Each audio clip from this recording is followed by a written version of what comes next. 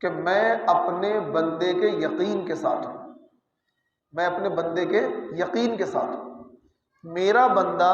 مجھ سے جس طرح کا یقین اور اعتماد رکھے گا، اللہ تبارک و تعالیٰ اس بندے کے ساتھ اسی طریقے سے پیش آئیں گے۔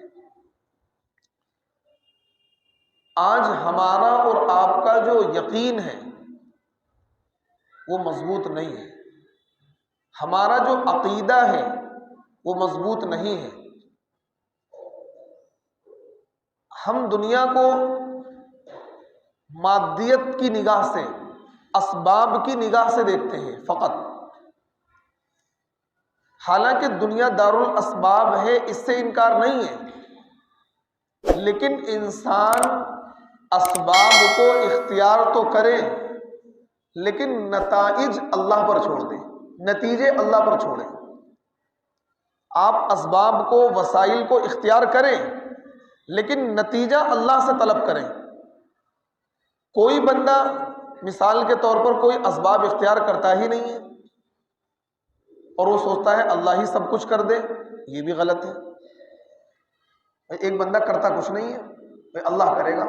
اللہ کرے گا، تو یہ جہالت ہے۔ ایک بندہ یہ ہے کہ اپنے کرنے کے کام کرتا ہے،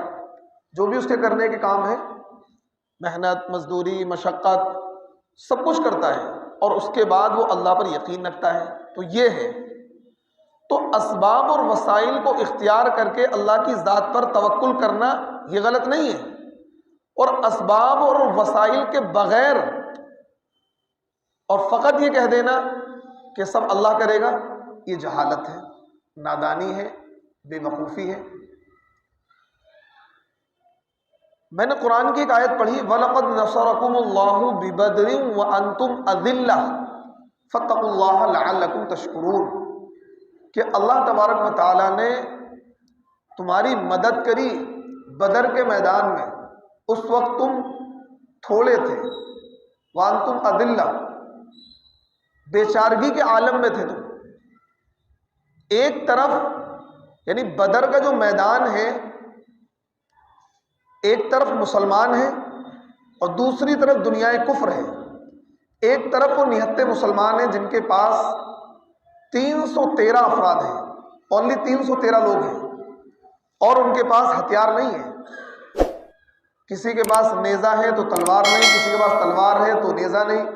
مطلب کسی کے پاس لاٹھی ڈنڈا ہی ہے، ہتھیار سے خالی اور عاری ہیں، اور صرف سواری کے لیے 2 گھوڑے ہیں، 70 اونٹ ہیں، اور دوسری طرف 1000 کا لشکر ہے، ہتھیار سے لیس ہے، گھوڑے بھی ہیں، اونٹ بھی ہیں، اور مال و دولت کی فراوانی ہے، ہتھیار سے مسلح اور لیس ہیں، اور بڑے بڑے طاقتور ان کی جماعت میں موجود ہیں۔ انہیں غرور تھا کہ آج ہم مسلمانوں کو خاک میں ملا دیں گے، آج مسلمانوں کا نام و نشان صفحہ ہستی سے مٹا دیں گے، آج مسلمانوں کے وجود کو ہم ختم کر دیں گے۔ لیکن مسلمانوں نے اللہ پر عزم کر کے، اللہ پر بھروسہ کر کے، اللہ کی ذات پر توکل کر کے، انہیں جو کرنے کا کام تھا وہ تو کیا انہوں نے، اور اپنے طور پر مسلمانوں کو، نبی علیہ السلام کو جو تیاری کرنی تھی وہ تیاری آپ نے کی۔ صحابہ کو گھڑ سواری سکھائی، صحابہ کو تلوار بازی سکھائی، اور جنگی مشق ان کو کروائی، اور جتنے ہتھیار ان کے پاس مہیا تھے ان ہتھیاروں کو لے کر، ان گھوڑوں کو لے کر، ان اونٹوں کو لے کر، ان افراد کو لے کر بدر کے میدان میں اللہ کے نبی صلی اللہ علیہ وسلم کفار کے مقابلے کے لیے آ گئے۔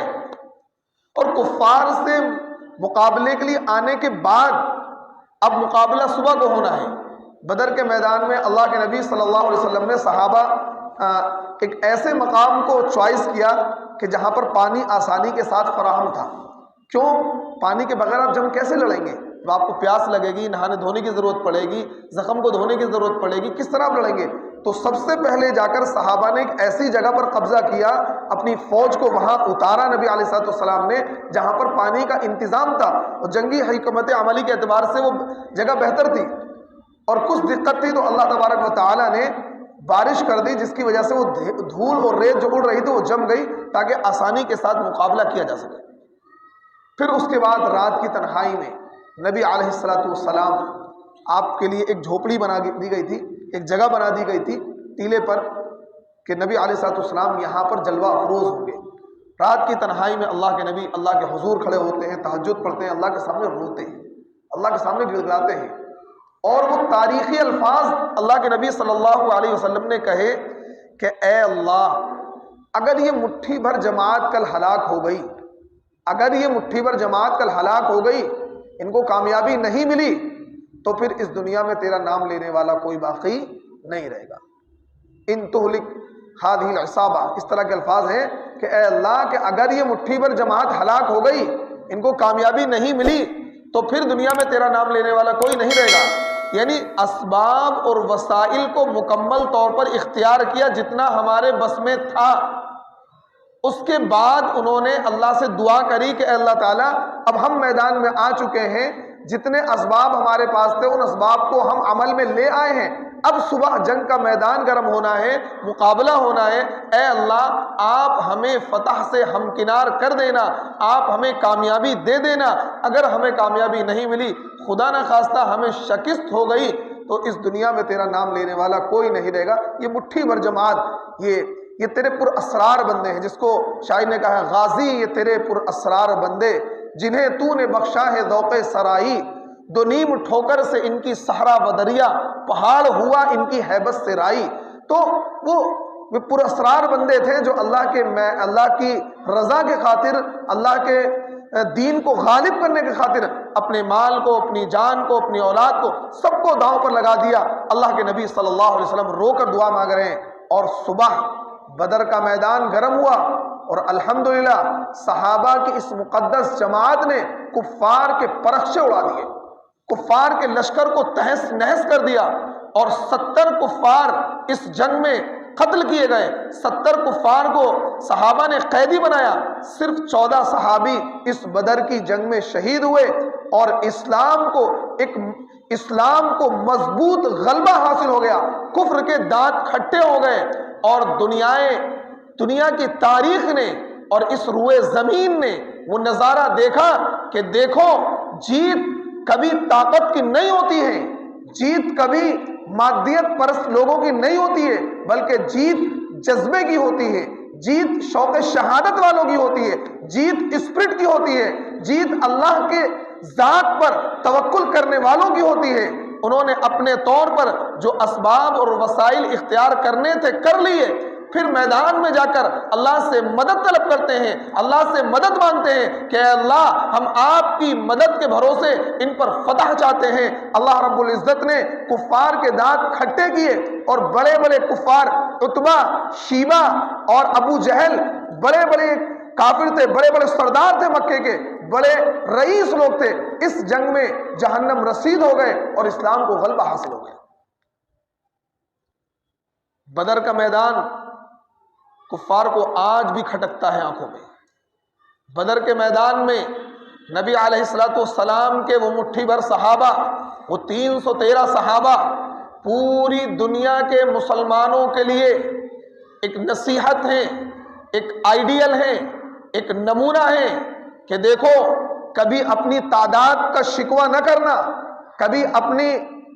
کبھی تم یہ نہ سمجھنا کہ ہمارے پاس ہتھیار نہیں ہے، ہمارے پاس ٹیکنالوجی نہیں ہے، ہمارے پاس اسباب و وسائل نہیں ہے، ہم اتنی بڑی طاقت کا مقابلہ کیسے کریں گے۔ اپنے طور پر آپ اسباب کو، وسائل کو اختیار کر کے اللہ کے بھروسے دشمن کے مقابلے پر جب آئیں گے، اللہ کو حاضر ناظر جان کر، اللہ کو حامی اور ناصر جان کر، اور یہ کہہ کر حسبنا اللہ و نعم الوکیل کہ اللہ ہم کو کافی ہے، اللہ ہی بہترین کارساز ہے، تو پھر وہ اللہ آپ کی مدد کرے گا، وہ اللہ آپ کی نصرت کرے گا، وہ اللہ آپ کو وہ ہمت، وہ حوصلہ، وہ طاقت، وہ قوت، وہ شجاعت، وہ بہادری عطا کرے گا کہ بڑے بڑے سورماؤں کے میدان سے پیر اکھڑ جائیں گے۔ یہ اسلام کی تاریخ رہی ہے،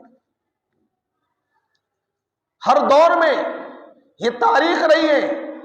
یہ یاد رکھنا، میں آپ کو بدر کے میدان سے لے کر اور ہندوستان کی آزادی تک، اور ہندوستان کی آزادی سے لے کر افغانستان کے مسلمانوں کی کامیابی تک، اور فلسطین کے مسلمانوں کی اس جنگ تک آپ کو پوری تاریخ بتا سکتا ہوں۔ کبھی بھی مسلمان جب جنگ کے میدان میں اترے ہیں تو مسلمانوں کی تعداد ہمیشہ تھوڑی رہی ہے، لیکن وہ اللہ کو حاضر ناظر جان کر، اللہ کو اپنا حامی اور ناصر جان کر، اللہ کی مدد کے بھروسے، اللہ کے توکل کے بھروسے میدان میں کودے ہیں اور باطل سے وہ مقابلہ کر کے باطل سے ٹکرائے ہیں، اور باطل کو لرزہ پر اندام کیا ہے، باطل کے پرچے اڑائے ہیں۔ ہر دور میں مسلمانوں نے مقابلہ کیا ہے باطل سے۔